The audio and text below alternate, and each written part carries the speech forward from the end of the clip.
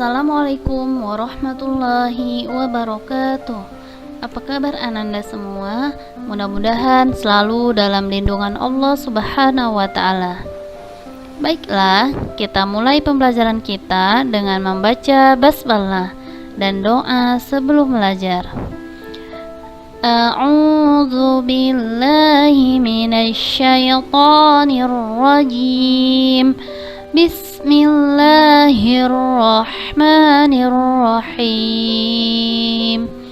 Rabbi zidni ilma warzuqni fahma wa amalan mutaqabbala ya arhamar rahimin.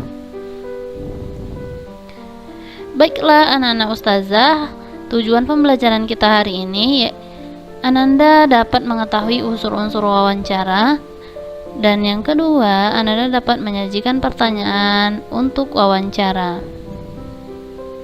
Baiklah, sebelumnya, apa itu wawancara? Nah, arti dari wawancara adalah suatu kegiatan untuk mengumpulkan data dan informasi dengan mengajukan pertanyaan kepada seorang narasumber. Pelaku dalam wawancara. Nah, ada dua pelaku dalam wawancara. Yang pertama, pewawancara, yaitu orang yang mewawancarai atau orang yang mengajukan pertanyaan atau orang yang mencari informasi.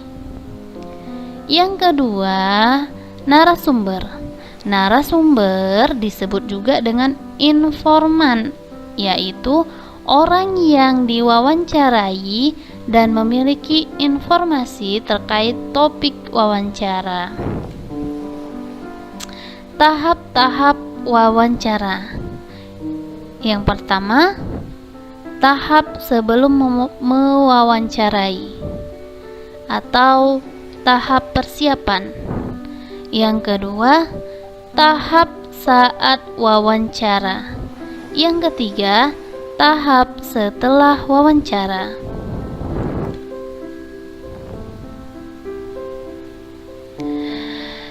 Baiklah, kita bahas satu persatu. Yang pertama, tahap sebelum wawancara atau tahap persiapan.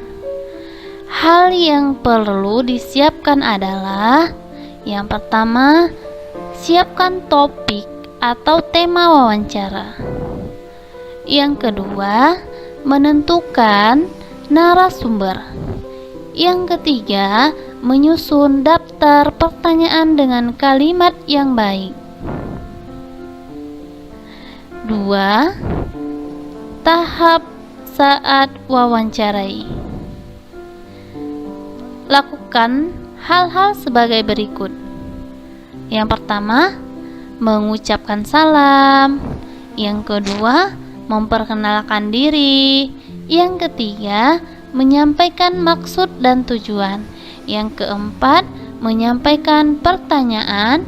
Yang kelima, mencatat dan merekam isi wawancara. Yang ketujuh, mengucapkan terima kasih. Yang kedelapan, mengakhiri dengan salam. Tahapan yang ketiga yaitu tahap setelah wawancara, yaitu setelah wawancara membuat laporan hasil wawancara. Nah, anak-anak ustazah, sebelum kita melakukan wawancara atau adat di tahap pertama, yaitu cara membuat pertanyaan saat wawancara. Nah, anak-anak ustazah harus bisa membuat daftar pertanyaan terlebih dahulu dengan menggunakan kata tanya. Yang pertama, apa atau apakah, digunakan untuk menanyakan benda, hal, atau peristiwa yang terjadi. Yang kedua, menggunakan kata tanya siapa atau siapakah, digunakan untuk menanyakan orang atau pelaku peristiwa. Yang ketiga, bagaimana atau bagaimanakah, digunakan untuk menanyakan cara, keadaan yang terjadi dalam sebuah peristiwa. Yang keempat, mengapa atau mengapakah digunakan untuk menanyakan sebab atau alasan terjadinya suatu peristiwa.